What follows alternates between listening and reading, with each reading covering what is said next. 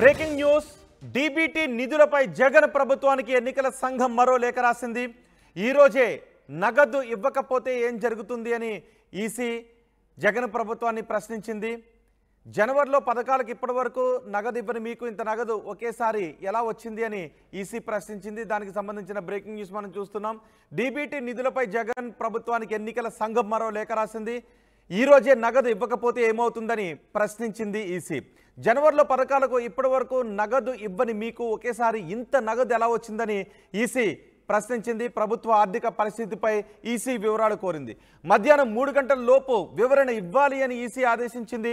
ఎన్నికల కోడ్ నేపథ్యంలో సంక్షేమ పథకాల నిధులు లబ్ధిదారులకు వేయొద్దని ఇప్పటికే ఈసీ ఆదేశాలు జారీ చేసింది. ఈసీ ఆదేశాలపై హైకోర్టుకు వెళ్లడంతో ఇవాళ ఒక్కరోజు నగదు పంపిణీకి అనుమతినిచ్చింది court.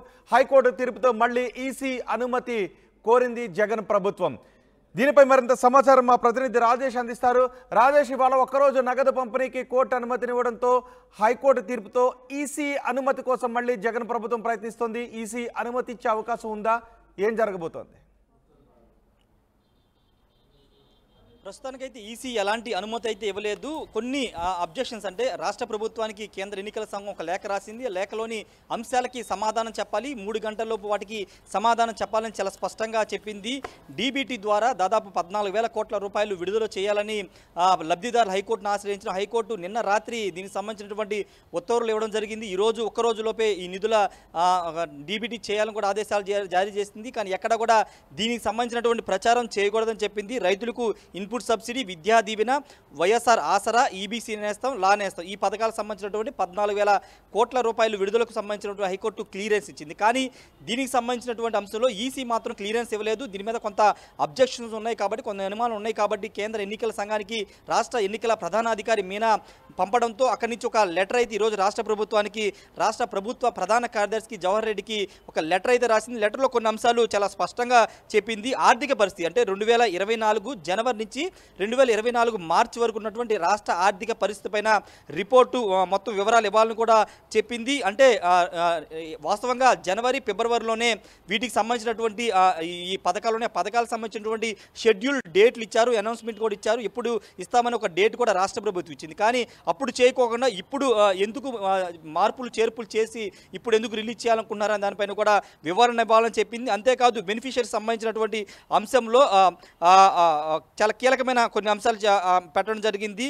What will be the impact on beneficiaries in case disbursement is not done today అంటే ఈరోజు లబ్ధిదారులకి ఈ డబ్బులు జమ చేయకపోతే వచ్చే నష్టం ఏంటి అనే ఒక క్వశ్చన్ కూడా చాలా స్పష్టంగా వేసింది. వాటితో పాటు ఈ డబ్బులన్నీ కూడా, ఈ నిధులన్నీ కూడా కావాలనే ఆపారా, ఇప్పటి వరకు కావాలని స్కీమ్స్కి సంబంధించినటువంటి నిధులు జమ చేయకోకుండా ఎన్నికల ముందు విడుదల చేయాలని ఏమన్నా ప్రీ ప్లాన్గా ఇది నిధులన్నీ ఆపారా అనే కోణంలో కూడా ప్రశ్నించడం జరిగింది. కోడ్ అమల్లోకి వస్తుందని తెలిసి కూడా మార్చి ఏప్రిల్లో కోడ్ అనేది వస్తుంది, ఎన్నికలు జరుగుతాయని తెలిసి కూడా ఇప్పటివరకు ఎందుకు మీరు విడుదల చేయలేదని కూడా చాలా స్పష్టంగా అయితే పేర్కొనడం జరిగింది. అంతేకాదు ఆంధ్రప్రదేశ్ హైకోర్టుకి ఈ అంశానికి సంబంధించినటువంటి లబ్ధిదారుల సంఖ్యను ముందుగానే చెప్పారా లేదనే అంశాన్ని కూడా చాలా స్పష్టంగా మెన్షన్ చేయడం జరిగింది. అంతేకాదు కొన్ని అంశాలను కూడా ఇక్కడ చాలా స్పష్టంగా చెప్పడం జరిగింది. what will be impact on beneficiaries in case of disbursement not done today? Many weeks have been passed since announcement of fund transfer without actually affecting the transfers while fulfilling, knowing that MCC will be in the force of month April, May. What is the urgency now just before the poll day? ఇక్కడ చాలా కీలకమైన అంశం. పోలికి ఒక 2 రోజుల ముందు ఎందుకు ఇంత urgency అని కూడా చాలా స్పష్టంగా కేంద్ర ఎన్నికల సంఘం అయితే రాష్ట్ర ప్రభుత్వాన్ని ప్రశ్నించింది. ఈ అంశాలన్నింటి ప్రశ్నలన్నిటికీ సమాధానం పంపాలని కూడా చెప్పింది. ఇప్పుడు రాష్ట్ర ప్రభుత్వం 3 గంటల్లోపు వీటికి సంబంధించినటువంటి వివరణతో కూడినటువంటి లేఖ కేంద్ర ఎన్నికల సంఘానికి పంపిస్తే అక్కడి నుంచి కేంద్ర ఎన్నికల సంఘాన్ని దాన్ని చూసిన తర్వాత మానిటర్ చేసిన తర్వాత రాష్ట్ర ప్రభుత్వానికి ఒక క్లియరెన్స్ ఇచ్చే అవకాశం ఏం జరిగే అవకాశం ఉంది? కోర్టు అనుమతినిచ్చింది, మళ్ళీ ఈసీ అనుమతి ఇవ్వకపోతే పంపిణీ ఆగిపోయే అవకాశం ఉంటుందా? ఖచ్చితంగా ఈసీ కూడా అనుమతినివ్వాలా కోర్టు అనుమతినిచ్చిన నేపథ్యంలో? అంటే ఇక చాలా స్పష్టంగా కేంద్ర ఎన్నికల సంఘం అడిగిన ప్రశ్నలను చూస్తే కనుక ఎందుకు ఇప్పుడు కావాలనే ఉద్దేశపూర్వకంగానే ఎన్నికల ముందు అంటే పోలింగ్ డేట్కి ముందుగే ఈ నిధులు పంపిణీ ఎందుకు చేయాలనుకుంటున్నారని అడిగిన దాన్ని మనం చూసాం. లెటర్లో కూడా చాలా స్పష్టంగా చెప్పారు. కాబట్టి ఇది దీని వెనకాల ఏదైనా కాన్స్పిరసీ ఉందనే కోణంలో కూడా కేంద్ర ఎన్నికల సంఘం భావిస్తుంది. అంటే జనవరి, ఫిబ్రవరి, మార్చిలో ఇచ్చిన డేట్లు అక్కడ వేయకోకుండా అప్పుడు నిధులు వేయకోకుండా వాటిని అలా హోల్డ్లో పెట్టి ఇప్పుడు ఎన్నికల ముందు ఎన్నికల 2 రోజుల ముందు అర్జెన్సీ చాలా ఎమర్జెన్సీ ఖచ్చితంగా విడుదల చేయాలని ఎందుకు కోరుతున్నారు కూడా కేంద్ర అంశాలన్నీ రాలేదా? ఈసీ ఆ విషయాన్ని కోర్టు ముందు చెప్పలేదా?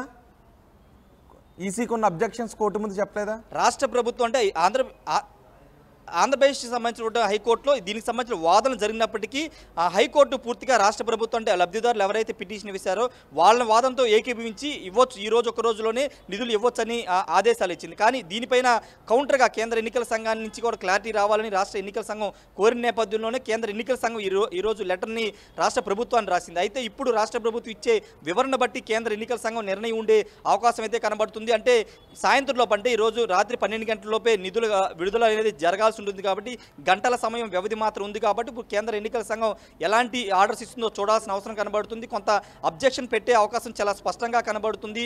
ఓటర్లని ప్రభావితం చేసే విధంగానే ఇప్పుడు కావాలనే ఎమర్జెన్సీగా అప్పుడు 3 నెలల పాటు హోల్డ్లో పెట్టి ఇప్పుడు నిధులు విడుదల చేయడం ఒక కాన్స్పిరసీ ఉందనేది కేంద్ర ఎన్నికల సంఘం భావిస్తుంది. కాబట్టి ఇన్ని ప్రశ్నలు లేవనెత్తిందనేది ప్రధానంగా వినిపిస్తున్న మాట. మరోవైపు వైసీపీ చాలా స్పష్టంగా చెప్తుంది, గతంలో ఎన్నికల కోడ్ వచ్చిన తర్వాత కూడా పసుపు కుంకుమ లాంటి పథకాల్ని రాష్ట్ర ప్రభుత్వం ఇచ్చినప్పుడు అక్కడ ఎందుకు అబ్జెక్షన్ పెట్టలేదు, ఇప్పుడు ఎందుకు అబ్జెక్షన్ పెడుతున్నారని కూడా వైసీపీ విమర్శలు ఎక్కుపెడుతుంది. అయితే ఇప్పుడు కేంద్ర ఎన్నికల సంఘం ఎలాంటి డైరెక్షన్ ఇస్తుందో చూడాల్సిన అవసరం ఉంది. ఈ రోజు దాటితే రేపైతే ఇంకా అవకాశం లేదు. కాబట్టి రేపు ఎన్నికల ప్రచారానికి లాస్ట్ డే కాబట్టి రేపటి నుంచి అవకాశం లేదు. కాబట్టి ఈ రోజే విడుదల చేస్తే ఈ రోజే అవకాశం ఉంది. కాబట్టి కేంద్ర ఎన్నికల సంఘం ఎలాంటి డైరెక్షన్ ఇస్తుందో చూడాల్సిన అవసరం కనబడుతుంది.